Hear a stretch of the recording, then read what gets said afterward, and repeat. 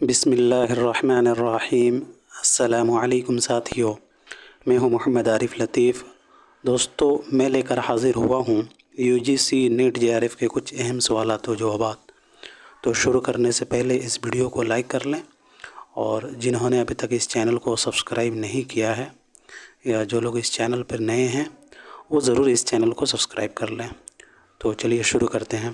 آج کا پہلا سوال ہے، زمانہ آغاز کے اعتبار سے ادبی تحریک یا رجحان کی صحیح ترتیب کی نشاندہی کیجیے۔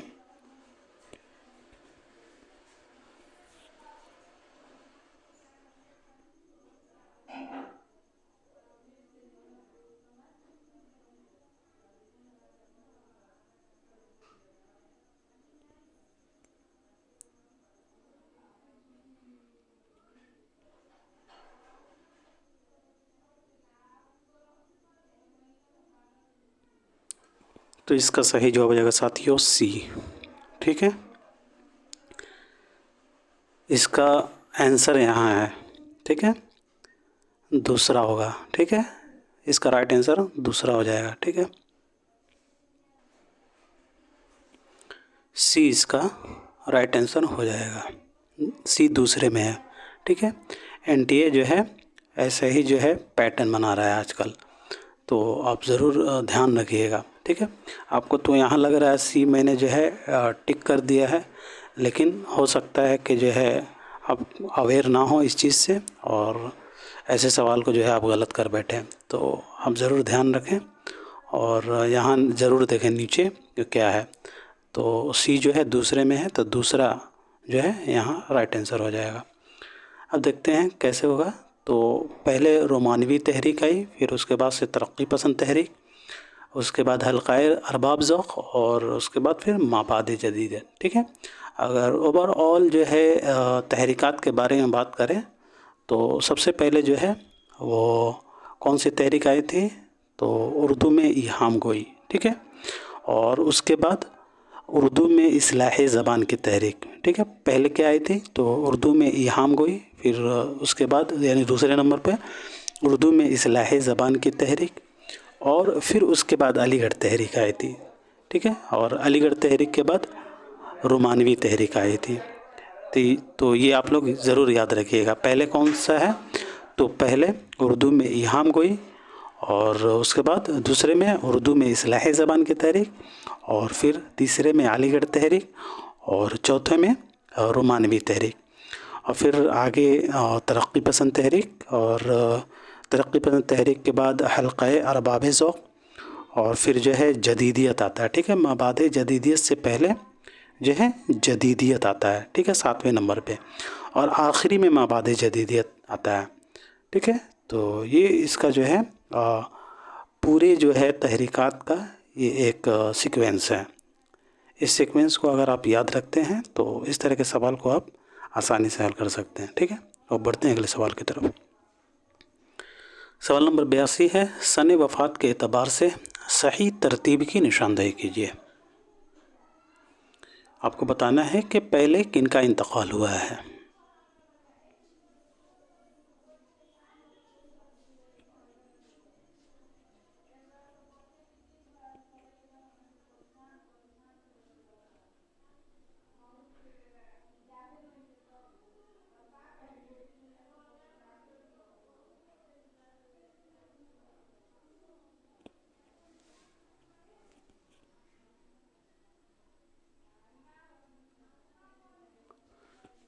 تو اس کا صحیح جواب ہو جائے گا دوستو چوتھا، ٹھیک ہے، یعنی کہ D۔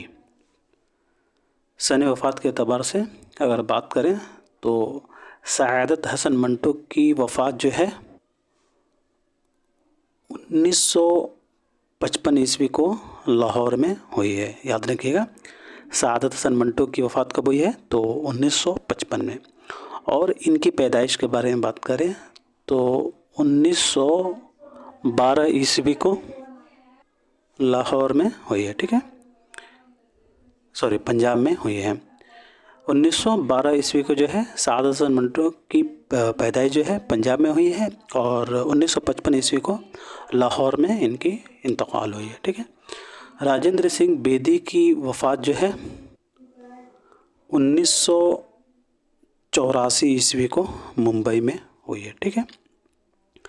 اور ان کی پیدائش کے بارے میں بات کریں تو ان کی پیدائش جو ہے 1915 ء کو لاہور میں ہوئی ہے، ٹھیک ہے۔ 1915 ء کو ان کا پیدائش جو ہے 1915 ء کو ہوئی ہے لاہور میں، اور وفات جو ہے 1984 ء کو ممبئی میں ہوئی ہے، ٹھیک ہے۔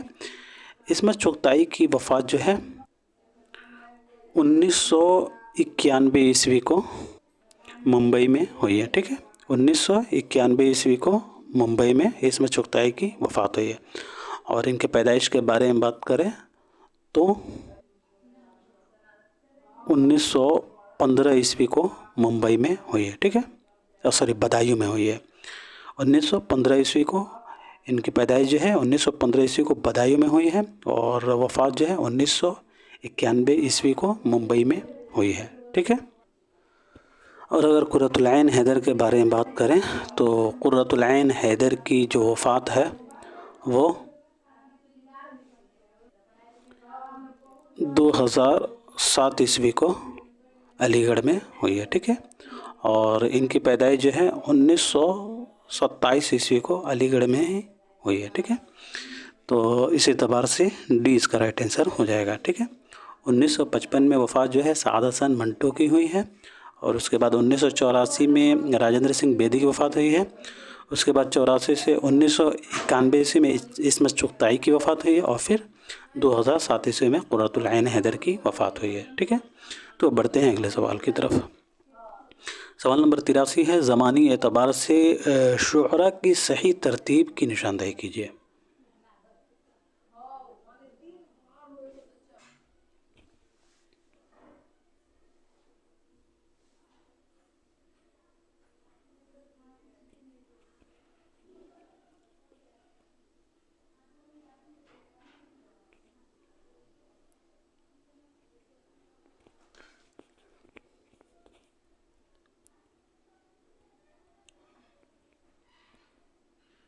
تو اس کا صحیح جواب ہو جائے گا ساتھیوں سی، ٹھیک ہے۔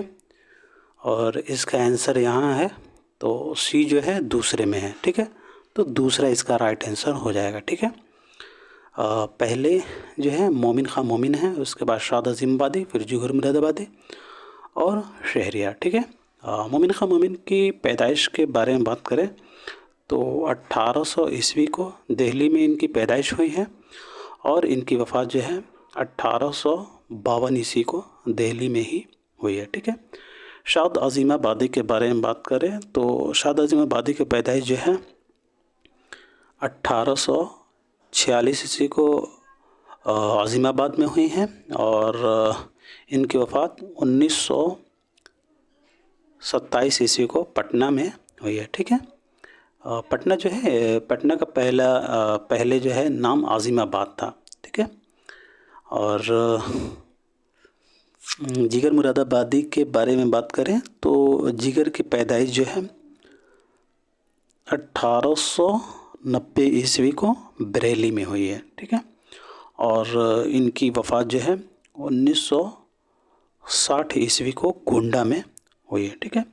اور پھر جو ہے شہریار کے بارے میں بات کریں تو شہریار کی پیدائش جو ہے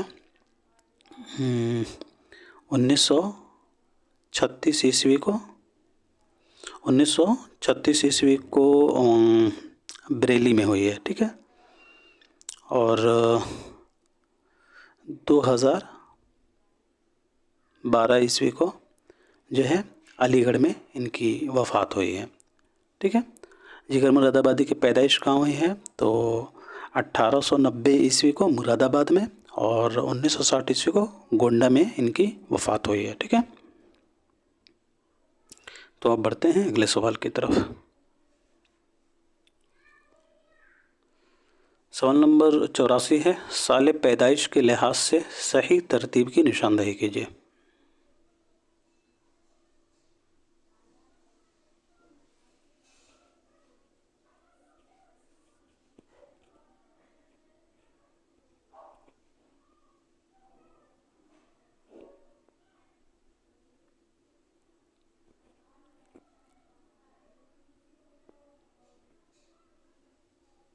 تو اس کا صحیح جواب ہو جائے گا دوستوں تیسرا، ٹھیک ہے، یعنی اس کا رائٹ آنسر اے ہوگا، ٹھیک ہے۔ پہلے ملا وجی، پھر اس کے بعد ولی، پھر اس کے بعد آبرو، اور پھر میر تقی میر، ٹھیک ہے۔ ملا وجی کے بارے میں بات کریں تو ملا وجی کی پیدائش 1566 عیسوی کو گولکنڈہ میں ہوئی ہے، ٹھیک ہے۔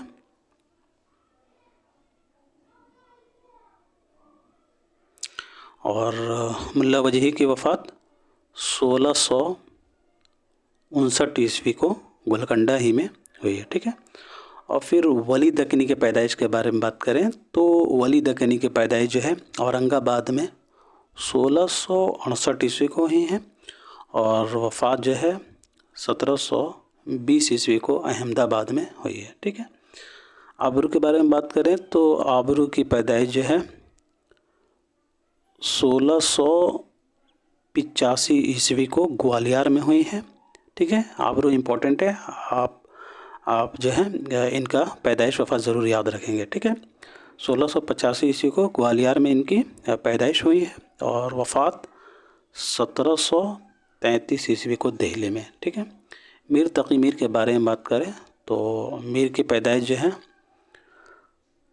1722 عیسوی کو آگرہ میں ہوئی ہے، اور وفات جو ہے ان کی 1810 عیسوی کو لکھنؤ میں ہوئی ہے، ٹھیک ہے۔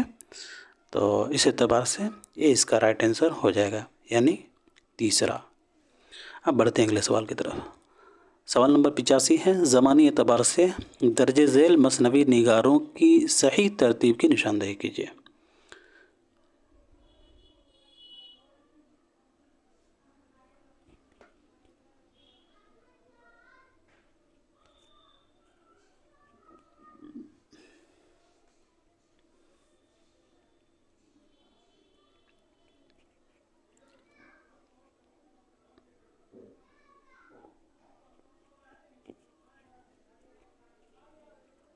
تو اس کا صحیح جواب ہو جائے گا دوستو تیسرا، ٹھیک ہے، یعنی کہ بی اس کا رائٹ آنسر ہو جائے گا، ٹھیک ہے۔ نظامی بیدری، پھر ملا وجہی، اس کے بعد میر حسن، اور پھر دیا شنکر نسیم، ٹھیک ہے۔ اب دیکھتے ہیں کیسے۔ تو نظامی بیدری کی پیدائش وفات ابھی تو دستیاب نہیں ہے، لیکن ان کی جو مثنوی ہے، مثنوی پدم راؤ، جو 1421 اور 1435 عیسوی کے درمیانی حصہ میں لکھی گئی تھی، تو آپ اس اعتبار سے یہ امید کر سکتے ہیں کہ اسی عہد میں ان کی پیدائش اور وفات ہوئی ہوگی، ٹھیک ہے۔ یا تو ان کی پیدائش جو ہے 1300 عیسوی میں جو ہے ہوئی ہوگی، تو اس اعتبار سے پہلے ان کا نمبر آ جائے گا، ٹھیک ہے۔ ملا وجی کی پیدائش اور وفات کے بارے میں نے ابھی بتایا ہے، تو 1566 عیسوی کی ان کی پیدائش ہے گولکنڈہ میں، اور وفات جو ہے 1659 عیسوی کو ہوئی ہے، ٹھیک ہے۔ میر حسن کی پیدائش وفات کے بارے میں بات کریں تو 1737 عیسوی کی پیدائش ہے ان کی دہلی میں، ٹھیک ہے۔ میر امن کی پیدائش 1737 عیسوی کو دہلی میں ہوئی ہے، اور وفات 1786 عیسوی کو لکھنؤ میں ہوئی ہے، ٹھیک ہے۔ دیا شنکر نسیم کے پیدائش کے بارے میں بات کریں تو دیا شنکر نسیم کی پیدائش جو ہے 1811 عیسوی کو لکھنؤ میں ہوئی ہے، اور ان کی وفات 1845 عیسوی کو لکھنؤ ہی میں ہوئی ہے، ٹھیک ہے۔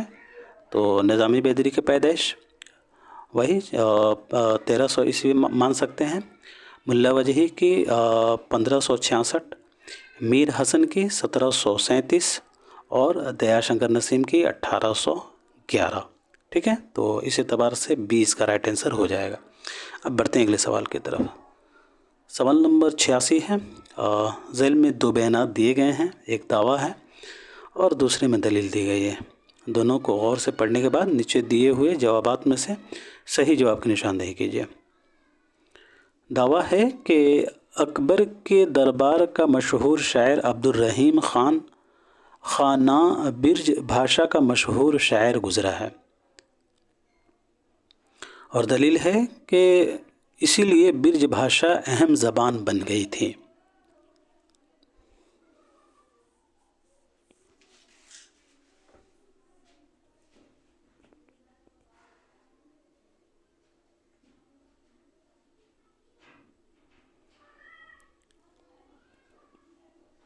तो इसका सही जवाब हो जाएगा दोस्तों चौथा।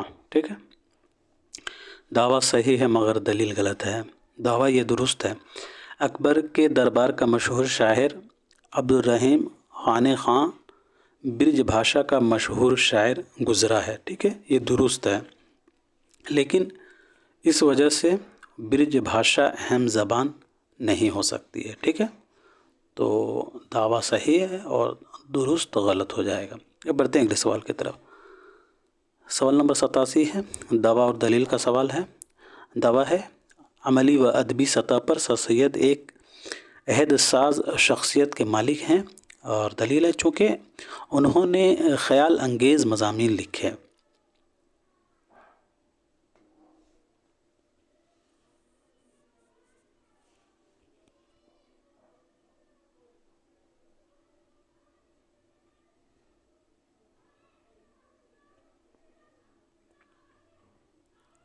तो इसका सही जवाब हो जाएगा साथी तीसरा। ठीक है, दावा सही है मगर दलील गलत है।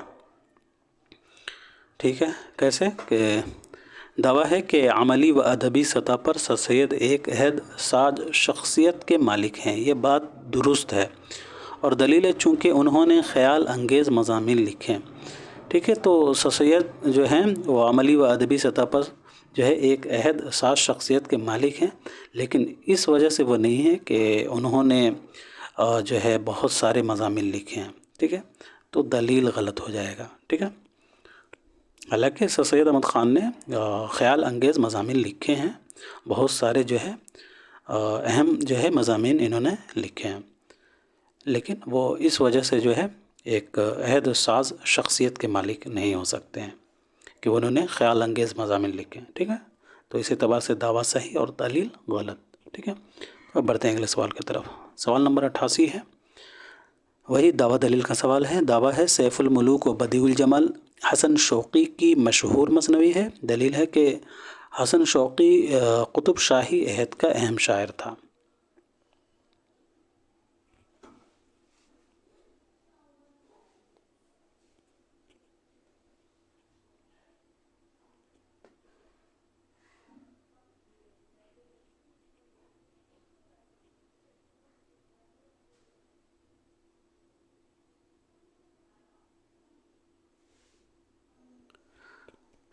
दावा है कि सैफुल मुलूक व बदीउल जमाल हसन शौक़ी की मशहूर मसनवी है। दलील क्या है? तो हसन शौक़ी कुतुब शाही अहद का अहम शायर था। इसका सही जवाब क्या होना चाहिए?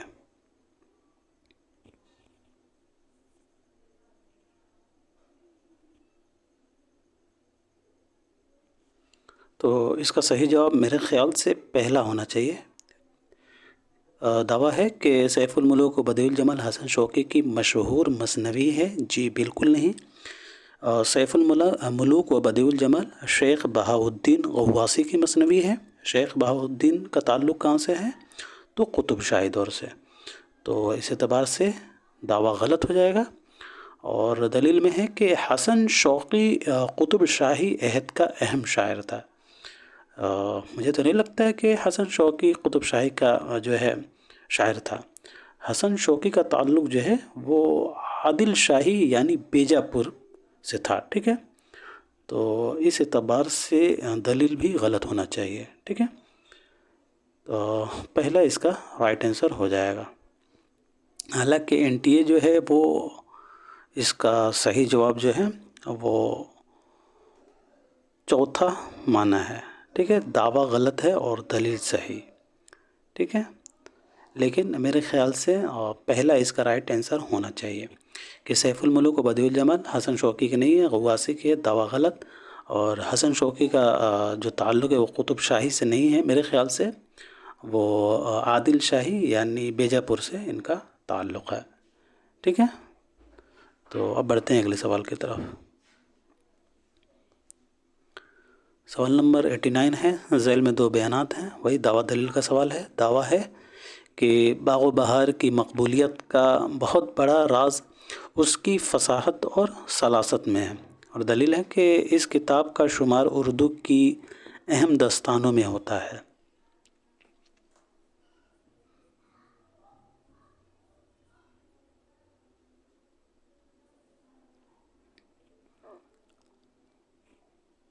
جی، تو اس کا رائٹ آنسر ہو جائے گا دوسرا، جو ہے دعویٰ صحیح ہے اور دلیل بھی صحیح ہے، دعویٰ بھی صحیح ہے اور دلیل بھی صحیح ہے۔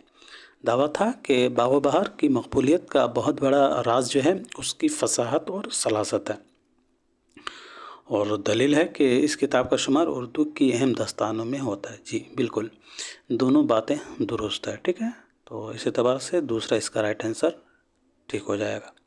اب بڑھتے ہیں اگلے سوال کی طرف۔ سوال نمبر 90 ہے، ذیل میں دو بیانات ہیں، وہی دعویٰ دلیل کا سوال ہے۔ دعویٰ ہے مرزا ہادی رسوا کا شہکار ناول امراؤ جان ادا ہے، اور دلیل میں ہے کہ اس ناول کی شہرت صرف اس کے کردار امراؤ جان ادا کی شاعری کی وجہ سے ہوئی۔ اس کا صحیح جواب کیا ہوگا؟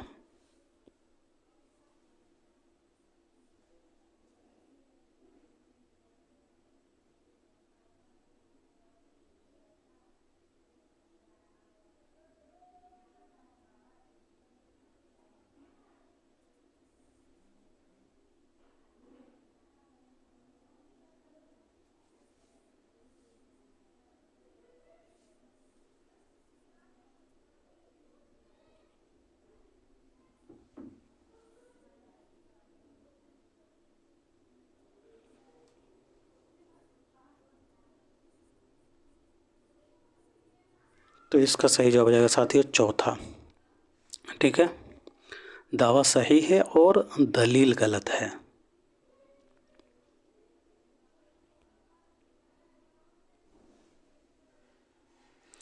دعویٰ تھا کہ مرزا رسوا کا شہکار ناول امراؤ جان ادا ہے، یہ بات بالکل درست ہے، اور دلیل تھا کہ اس ناول کی شہرت جو ہے صرف اس کے کردار امراؤ جان ادا کی شاعری کی وجہ سے ہوئی۔ جی ایسا نہیں ہے، بلکہ اور بھی بہت ساری چیزوں سے جو ہے وہ شہکار ناول ہو سکتا ہے، ٹھیک ہے، یہ ضروری نہیں ہے کہ صرف جو ہے شاعری کی وجہ سے وہ ایک شہکار ناول ہے مرزا ہادی رسوا کا، تو اس وجہ سے دلیل غلط ہو جائے گا اور دعویٰ درست ہو جائے گا، ٹھیک ہے، ٹھیک ہے، دعویٰ صحیح اور دلیل غلط، چوتھا اس کا رائٹ آنسر ہو جائے گا۔ اب بڑھتے ہیں اگلے سوال کی طرف۔ سوال نمبر 91 ہے، اور سوال کا جواب جو ہے ذیل میں دیے گئے اشعار کی روشنی میں دینا ہے۔ شعر کو پڑھیے اور پھر اس کے بعد سے کوشچن کو دیکھتے ہیں۔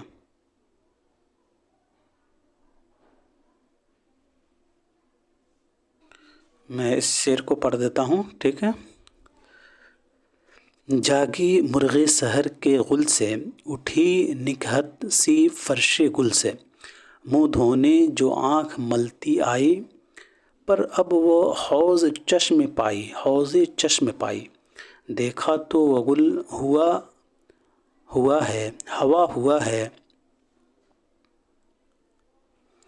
دیکھا تو وہ گل ہوا ہوا ہے، کچھ اور ہی گل کھلا ہوا ہے، گھبرائی کہ ہیں کدھر گیا گل، جھنجھلائی کہ کون دے گیا جل، تھرائیں خاصِ صورت بید، ایک ایک سے پوچھنے لگی بھید، نرگس نے نگاہ بازیاں کیے، سوسن نے زباں در ازیاں کیے، پتا بھی پتے کو جب نہ پایا، کہنے لگیں کیا ہوا خدایا، شبنم کے سوا چرانے والا، تھا اوپری کون آنے والا، لرزاں تھی زمیں یہ دیکھ کہرام، تھی سبزے سے راست موبر اندام، جو نخل تھا سوچ میں کھڑا تھا، جو برگ تھا ہاتھ مل رہا تھا۔ اب جو ہے مذکورہ بالا اقتباس کے پہلے شعر میں مرغِ سحر کے گل سے کس کے جاگنے کا ذکر ہے؟ اس اقتباس کا جو پہلا شعر ہے اس میں مرغِ سحر کے گل سے کس کے جاگنے کا ذکر کیا گیا ہے؟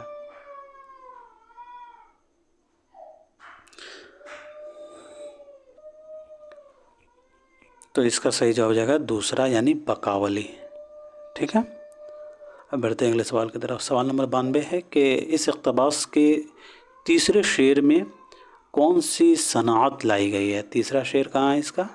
तो तीसरा शेर ये हो गया, देखा तो वह गुल हवा हुआ है, कुछ और ही गुल खिला हुआ है। ठीक है, तीसरा शेर ये रहा।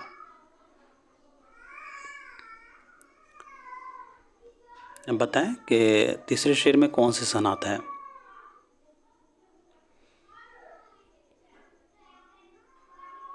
तो इसका सही जवाब तीसरा होगा, वासिउश शफ्तैन। ठीक है, और ये मुझे मालूम नहीं है कि ये क्या होता है वासिउश शफ्तैन। अगर आप लोगों को मालूम हो तो ज़रूर कमेंट सेक्शन में आप लोग लिख कर बताएं।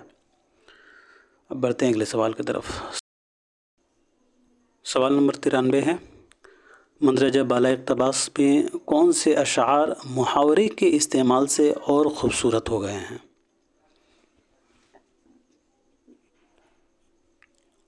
तो इसका सही जवाब हो जाएगा चौथा, तीसरा, चौथा और छठा। ठीक है, अब बढ़ते हैं अगले सवाल की तरफ। सवाल नंबर 94 है, इस इक़्तिबास के 9वें शेर में थी सब्ज़े से रास्त मोबर अंदाम का क्या मफ़हूम है? ज़मीन पर सब्ज़े लहलहा रहे थे, या सब्ज़े की कसरत से ज़मीन ढक गई थी, या ज़मीन बिल्कुल नरम हो गई थी, या फिर खौफ की वजह से रोंगटे खड़े हो गए थे? तो इसका सही जवाब होगा खौफ की वजह से रोंगटे खड़े हो गए थे। चौथा इसका राइट आंसर हो जाएगा। ठीक है, बढ़ते हैं अगले सवाल की तरफ। सवाल नंबर 95 है, ज़मी जिस कोहराम को देखकर लर्ज़ा थी, वह कोहराम क्यों बरपा था? महल के अंदर तक सुरंग खोदने की वजह से, या चोर के दाखिल होने की वजह से, या अंगूठी बदलने की वजह से, या फिर फूल चोरी होने की वजह से?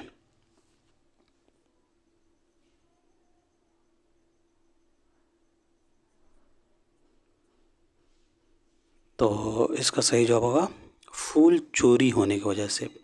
ठीक है, चौथा इसका राइट आंसर हो जाएगा। बढ़ते हैं अगले सवाल की तरफ। सवाल नंबर 96 है, इक़्तिबास का ये सवाल है। इक़्तिबास को खूब गौर से पढ़िए और फिर इसका क्वेश्चन मैं आपके सामने रखता हूँ। इक़्तिबास को मैं पढ़ देता हूँ। मलिका ने आदाब क्या है?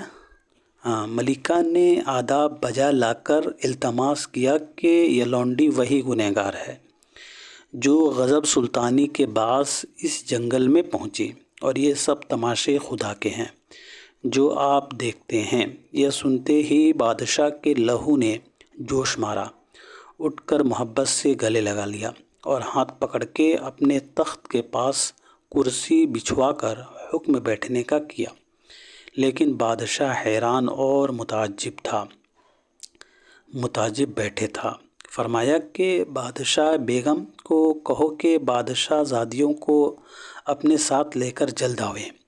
जब वे आवें, माँ बहनों ने पहचाना और गले मिलकर रोएं और शुक्र किया। मलिका ने अपनी वालदा और 6 हमशीरों के रूबरू इतना कुछ नक़द और जवाहर रखा कि ख़जाना तमाम आलम का उसके पासंग में न छोड़े। फिर बादशाह ने सबको साथ बिठाकर खासा नोश जाने फरमाया। मज़कूरा बाला इक़्तिबास में मलिक किसकी खिदमत में आदाब बजा लाई?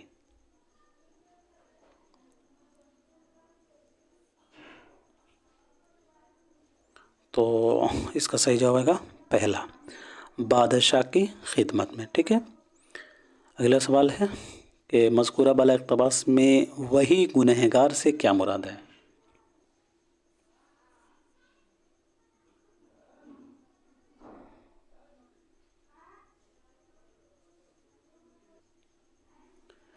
تو اس کا صحیح جواب ہوگا ملکہ بذات خود. ٹھیک ہے، پہلا اس کا رائٹ آنسر ہو جائے گا. اگلا سوال ہے بادشاہ نے کسے اپنے تخت کے پاس کرسی بچھوا کر بیٹھنے کا حکم دیا تھا؟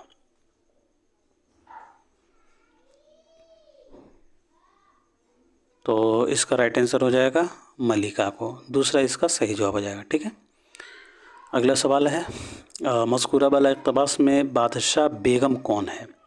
بادشاہ بیگم کون ہے؟ بادشاہ کی منہ بولی بیٹی، یا بادشاہ کی بڑی بہن، یا بادشاہ کی بیگم، یا پھر بادشاہ کی ماں؟ تو اس کا صحیح جواب ہو جائے گا بادشاہ کی بیگم. تیسرا اس کا رائٹ آنسر ہو جائے گا. آج کا آخری سوال ہے مذکورہ بالا اقتباس میں خاصہ کا کیا مفہوم ہے؟